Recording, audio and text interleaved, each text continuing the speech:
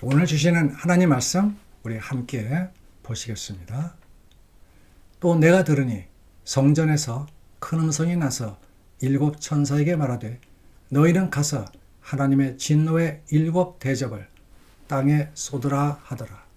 첫째 천사가 가서 그 대접을 땅에 쏟음에 짐승의 표를 받은 사람들과 그 우상에게 경배하는 자들에게 악하고 독한 종기가 나더라. 둘째 천사가 그 대접을 바다에 쏟음에 바다가 곧 죽은 자의 피같이 되니 바다 가운데 모든 생물이 죽더라. 셋째 천사가 그 대접을 강과 물 근원에 쏟음에 피가 되더라. 내가 들으니 물을 차지한 천사가 이르되 전에도 계셨고 지금도 계신 거룩하신 이여 이렇게 심판하시니 의로우시도다.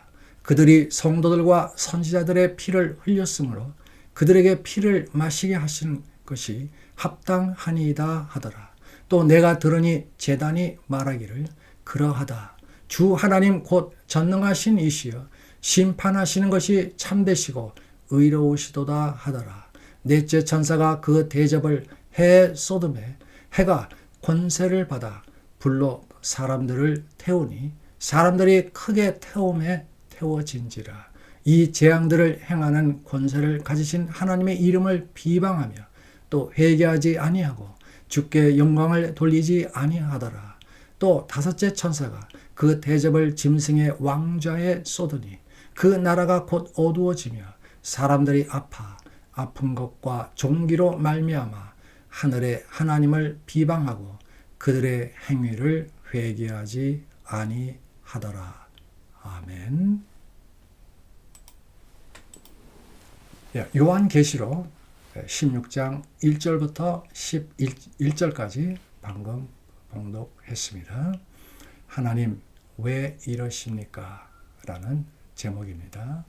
제가 여행을 많이 다니는 편은 아니지만 그래도 노예나 총회로 해서 다닌 곳들이 좀 있는데요.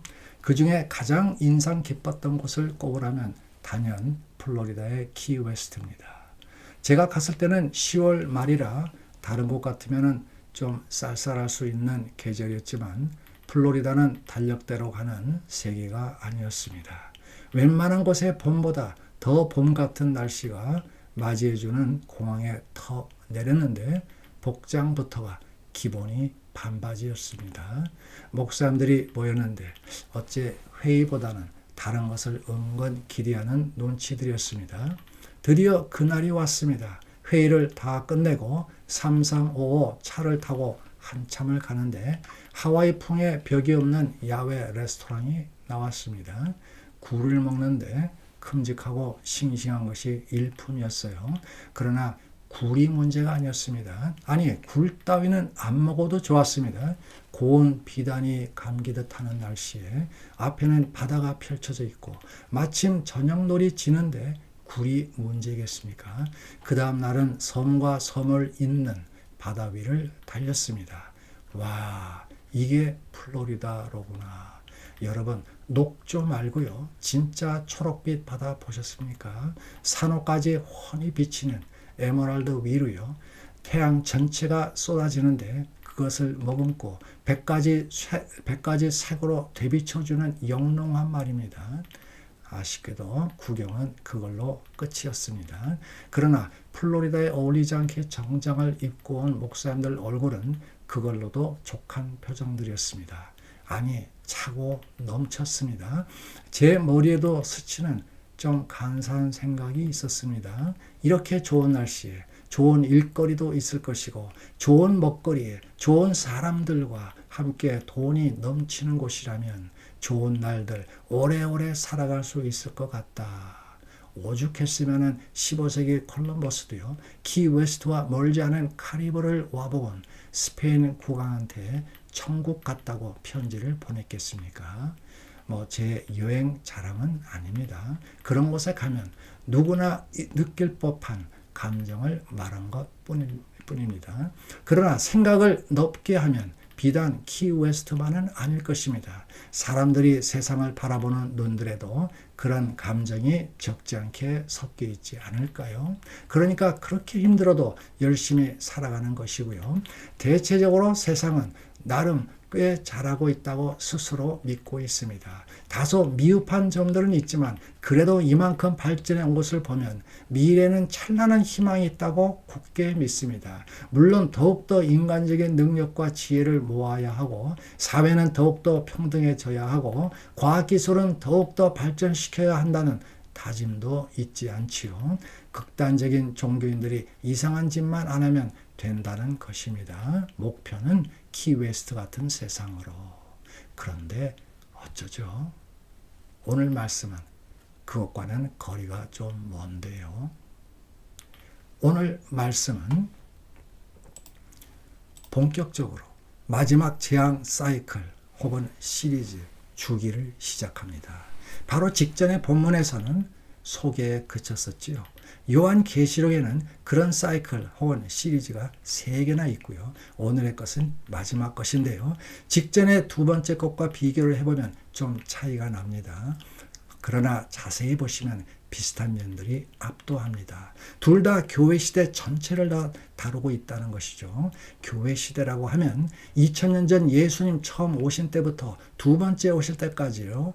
종말의 시대라고도 합니다. 차이가 근데 좀 있다고 하는 것은 이번 세 번째 대접 시리즈는 두 번째 나팔보다 더 직접적이고 더 광범위하고 그리고 더 강도가 세다는 점뿐입니다. 이것이 또한 요한계시록의 특징이고요.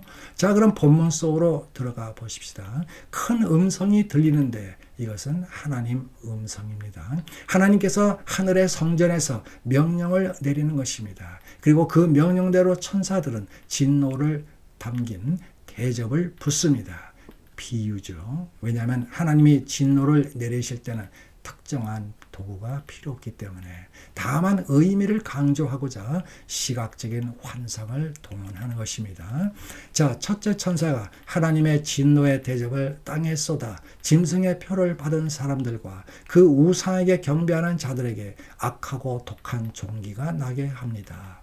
둘째 천사가 진노의 대접을 바다에 쏟아내자 바다가 엉망이 됩니다. 출애굽기에서 모세가 이집트의 바다를 쳐서 엉망으로 만든 적이 있죠. 세상 사람들은 예나 지금이나 해양을 기반으로 풍요로운 부를 누려왔습니다. 그런데 그 핵심인 바다가 엉망이 되었다는 말은 그들의 경제 기반이 무너졌다는 말이죠. 경제가 무너지면 기근도 오고요. 전염병도 따라오지요. 자, 셋째 천사가 붓는 진노의 대접은 어떤 면에서는 바로 직전에 둘째 천사가 보낸 것과 비슷합니다.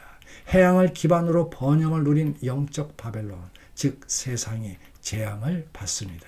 경제적 침체와 함께 역병, 애곡, 기근 등이 유발됩니다. 그런데 그때 갑자기 물을 차지한 천사가 선언을 합니다. 하나님의 심판은 의롭다. 아니, 심판으로 재앙이 와서 세상이 엉망진창되고 있는데 의롭다니. 혹시 좀 동의하기 어렵습니까? 어쨌든 원인은 밝혀집니다. 그들이 성도들을 모질게 핍박했기 때문에. 자, 여기에서 잠깐 정리를 하고 넘어갈 것이 있습니다. 심판의 두 가지 의미입니다. 심판의 하나는 세상이 끝나고 모든 인류가 부활하여 그리스도의 보좌 앞에 서서 받는 최후의 심판입니다. 그것으로 천국과 지옥이 갈리죠. 다른 심판은 역사상 계속 반복되는 부분적인 심판들입니다. 요한계시록에서는 주로 후자입니다. 후자의 목적은 마지막 심판을 예고하면서 악을 제어하고 사람들을 회개로 이끌기 위함입니다. 그 다음 넷째 천사, 좀 특이합니다. 하나님의 진노를 담은 대접을 태양에 쏟자 태양이 사람들을 태워버립니다. 이것은 또 무슨 뜻일까? 또 구약으로 돌아가야 합니다. 예레미야서 7장에 보시면 하나님의 진노가 사람의 짐승에 임하여 태울 것이라 이렇게 말하고 있습니다. 거기에서도 비유로 말했는데 그렇다면 예레미야를 배경 삼은 오늘 본문도 비유가 되겠죠. 자, 왜 그럼 자꾸 모든 것을 비유로만 몰고 가는가 의문을 제기할 수도 있는데요. 그래서 또 정리가 필요합니다. 어떤 그리스도인들은 비유적인 해석은 말씀을 약화시킨다고 말합니다.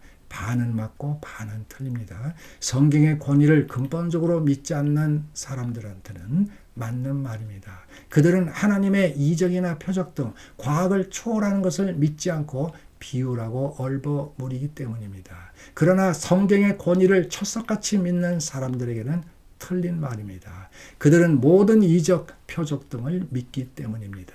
오히려 환상들을 문자적으로만 보면 뜻이 제한되거나 문맥상 우스꽝스럽게 되거나 무엇보다 배경이 되는 구약의 강력한 요구를 무시할 수 있어서 비유로 해석해서 해석을 보다 더 강력하게, 보다 더 진실되게, 보다 더 탄탄하게 하려고 하는 것입니다. 또 비유적인 해석을 한다고 해서 무조건 문자적인 해석을 배제하는 것도 아닙니다. 문자적인 요소도 포함을 시킵니다. 여기 예를 들어 본문에서도 태양의 재앙이 문자적으로 일어난다고 하고 있죠. 우리는 그것도 믿고 있습니다.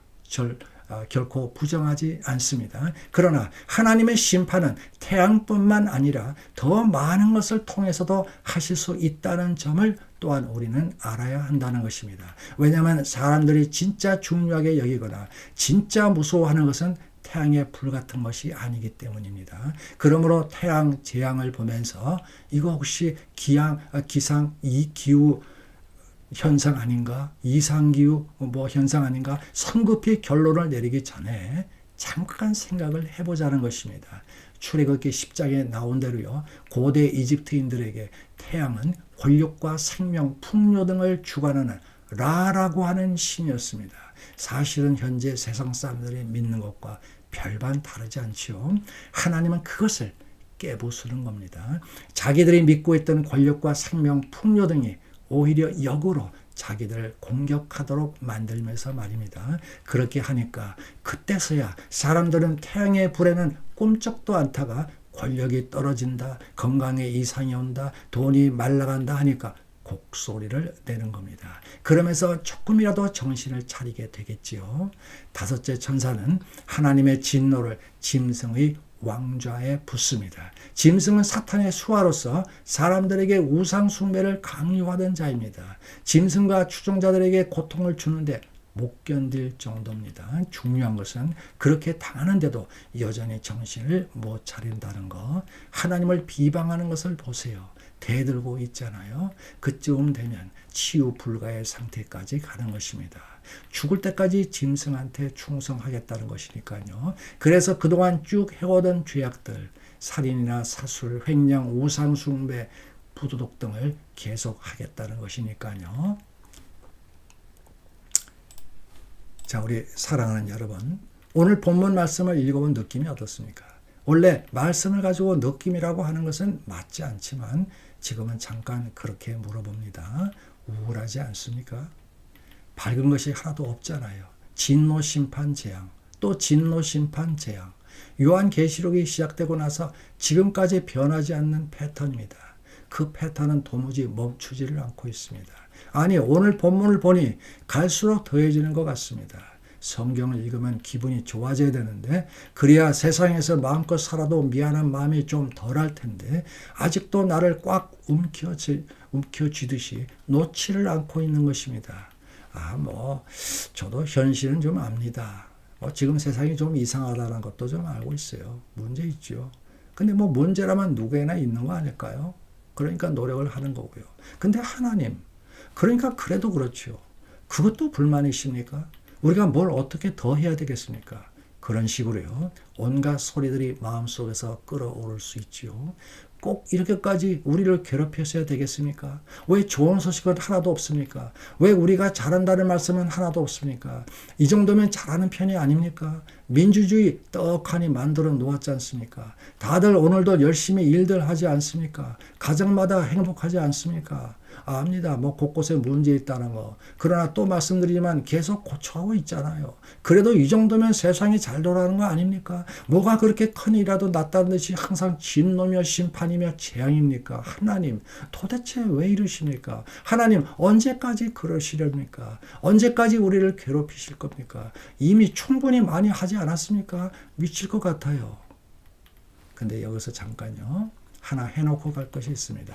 오늘 본문 같은 경우 오늘 본문만 딱 떼서 읽으면 누구나 오해를 할 수도 있어요. 오늘 본문에는요. 그러나 앞뒤에 문맥이 있습니다. 아니 요한계시록 전체의 문맥이 있습니다. 22장. 아니 더 나가서 성경 66권 전체의 문맥도 함께 봐야 합니다. 성경 전체의 넓은 배경 속에서 오늘 말씀을 봐야 한다는 말입니다. 어쨌든 그럼에도 그런 맥락까지도 다 무시하고 만약 하나님께 불평만 한다면 이미 하나님께서 이렇게 대답하실 수도 있습니다. 여러분. 너는 지금 내가 지나치다고 말하는 것이냐? 그러면 내가 너한테 묻겠다. 너는 왜 그럼 죄를 그렇게 많이 짓고 있느냐?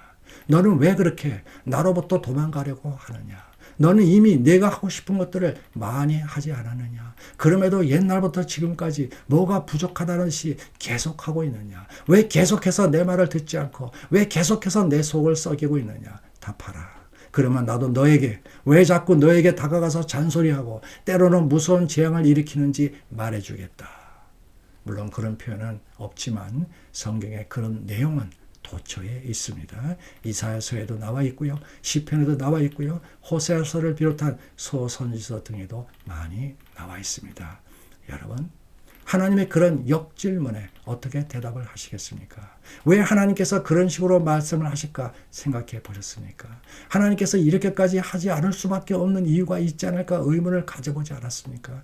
여러분, 오죽했으면 하나님께서 이렇게 하시겠습니까? 사람들이 죄를 많이 짓고 또 짓고 죄를 반복하고 또 반복하고 그리고 끊임없이 죄를 짓고 쉬지 않고 죄를 짓고 죽을 때까지 죄를 짓는 모양새니 하나님께서 참다가 결국 이렇게까지 하지 않을 수가 없게 되는 것입니다.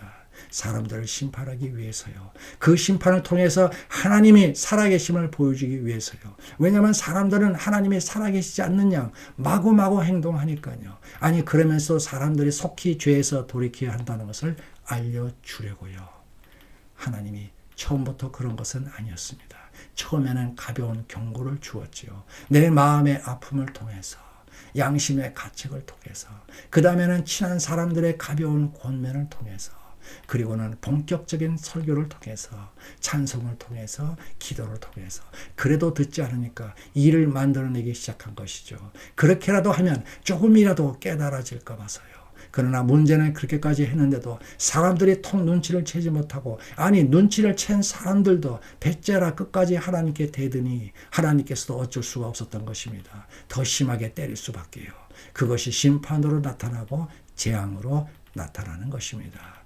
그런 일들이 지금까지의 역사입니다. 나라가 세워지고 왕이 서고 전쟁이 일어나고 경제가 부흥하고 과학이 발전하고 탐험으로 영토가 넓어지고 예술이 진흥되고 상업이 발달하는 등 온갖 역사 일들이 벌어지는 가운데 하나님은 틈틈이 필요하다 싶을 때마다 크고 작은 재앙들을 보내주었던 것입니다.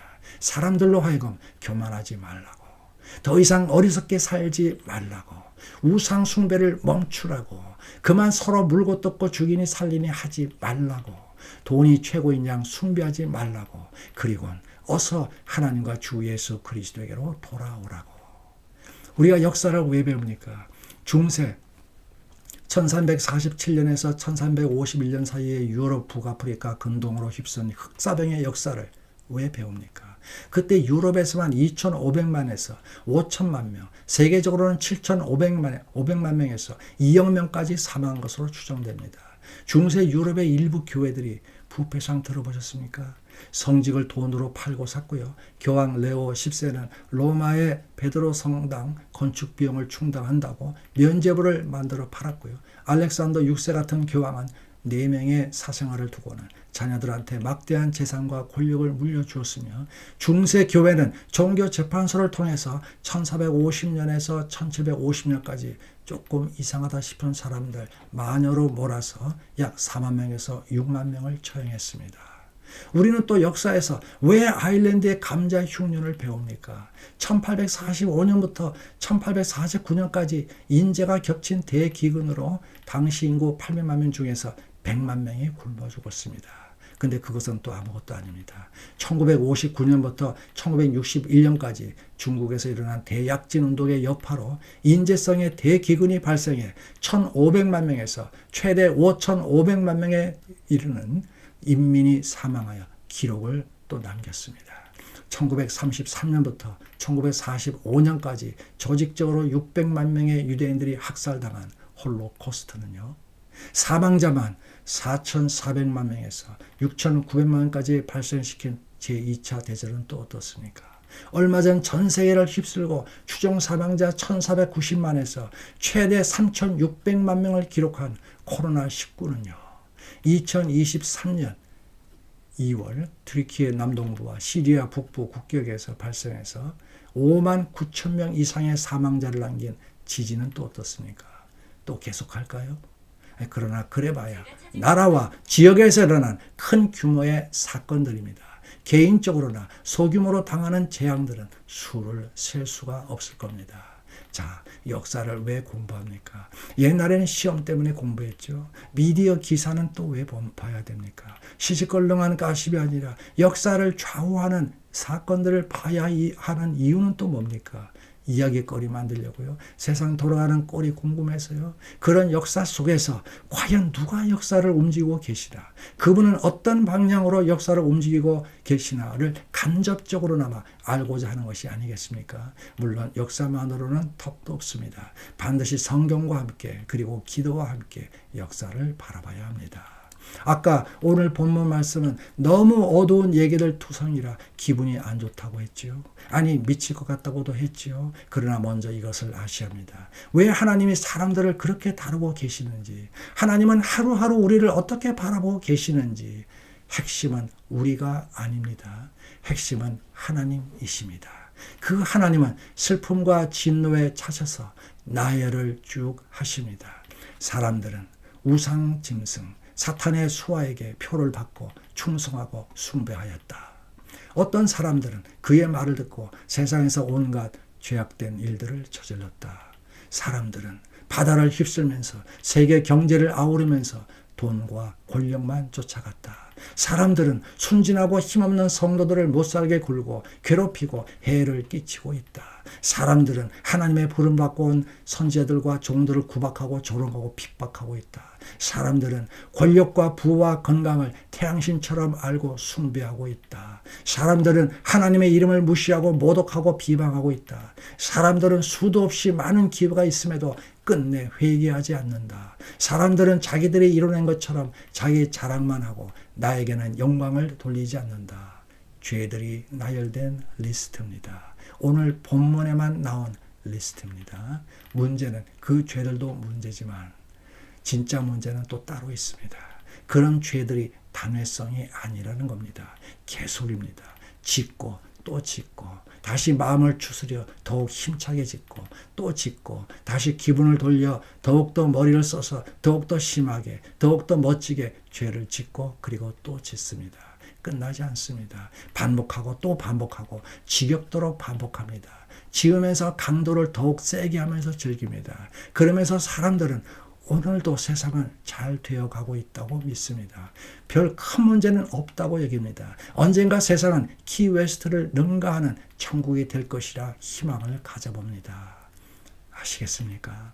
왜 하나님께서 줄기차게 재앙을 허락하시는지, 인류 역사, 예수님 오고 나서부터만 따져도 2000년 동안 얼마나 많은 재앙들이 있었는지 아시겠습니까? 사람들이 죄를 계속해서 쉬지도 않고 끊임없이 지어왔기 때문에 하나님께서도 심판과 재앙을 계속해서 쉬지도 않고 끊임없이 보내야 했던 것입니다. 오해는 하지 마세요. 역사상 일어난 재앙들이 반드시 그 지역, 그 시대 사람들에게만, 그 사람들 때문만으로 일어난 것은 아니라는 사실입니다. 중요한 것은 만약 하나님이 재앙을 그렇게 계속해서 쉬지 않고 끊임없이 보내지 않았더라면 지금쯤 지구는 생지옥이 되었을 것이라는 사실입니다. 중간중간 가끔씩이나마 심판과 재앙을 보내주니 그나마 죄와 악이 조금은 억제가 되고 있었던 것입니다. 안 그랬더라면 계속되었을 것이고 성도들은 길에 다니지도 못했을 것입니다. 그것만이 아닙니다. 그것은 심판과 재앙의 목적 중 일부입니다. 재앙들은 신자들로 하여금 정신 차리게 하려는 목적도 있습니다. 만약 모든 것이 마냥 좋고 마냥 잘 되기만 하고 아무 탈도 없이 모든 것이 잘 돌아간다 생각해 보세요.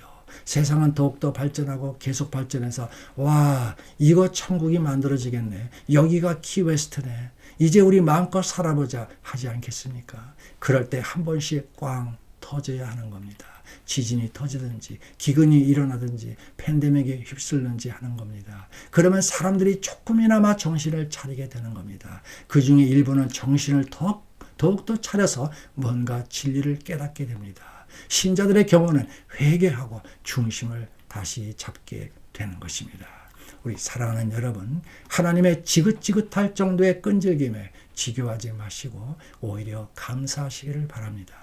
하나님이 지금이라도 그러기를 포기하는 순간 사람들에게는 더 이상의 희망은 없습니다. 진노라도 재앙이라도 터뜨리면서 관심을 보여주신다는 것에 감사해야 합니다. 하나님이 아직도 지겹도록 끈질기게 심판이든 재앙이든 줄기차게 내린다는 것은 다른 말로 하면 사람들에게는 아직도 기회가 있다는 것입니다. 하나님께 돌아올 기회. 참 아이러니하지요. 심판과 재앙을 통해서 우리에게 자비를 주신다니. 맞습니다. 사랑의 매라는 말들을 흔하게들 하고 있지만 이거야말로 진정 사랑의 매입니다. 지금까지는 심판과 재앙이 큰 규모로 올 경우를 상정해 보았습니다. 우리는 기도할 뿐이고요. 근신할 뿐이고요. 깨어날 뿐이고요.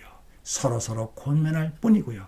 그리고 전도할 뿐입니다. 그런데 만약 개인적으로 온다면 기본적으로는 같아도 대처에는 조금 달라집니다.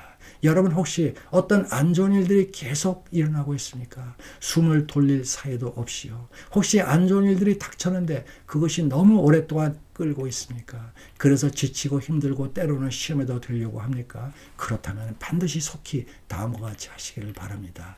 잠깐, 그동안 내가 불평만 했는데 정신 좀 차려보자. 혹시 내가 오랫동안 하나님의 뜻을 거스린 것은 없었나? 혹시 타성에 젖어 나도 모르게 반복되는 죄를 짓고 있지는 않았나? 혹시 내가 바쁘다는 핑계로 하나님께서 어떤 식으로든 지켜줄 거야 라는 안이함으로 살아온 것은 아닌가?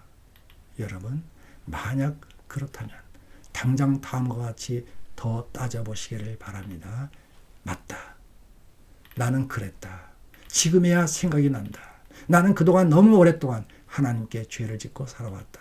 나는 그게 죄인지도 몰랐다. 이제 보니 그것은 내 욕심이었다. 나는 그동안 너무 오랫동안 반복하고 또 반복하면서 계속해서 그런 안 좋은 일들을 해왔다. 처음에는 좀 마음에 걸리기는 했지만 아무 일도 생기지 않아 그냥 넘어가다 보니 끊임없는 습관이 되어버렸다. 아하, 이제 알았다. 그래서 하나님도 똑같이 끈질기게 나에게 사인을 보내주었구나. 내가 하는 일에 계속적으로 브레이크를 걸었고 내 삶에 온갖 문제들이 끊임없이 생기게 하였구나. 나를 고치려고, 나를 돌아오게 하려고. 이제 알았다. 하나님, 잘못했습니다. 당장 끊고 새롭게 출발하겠습니다. 꼭 그렇게 하시기를 간절히 축원드립니다. 아멘.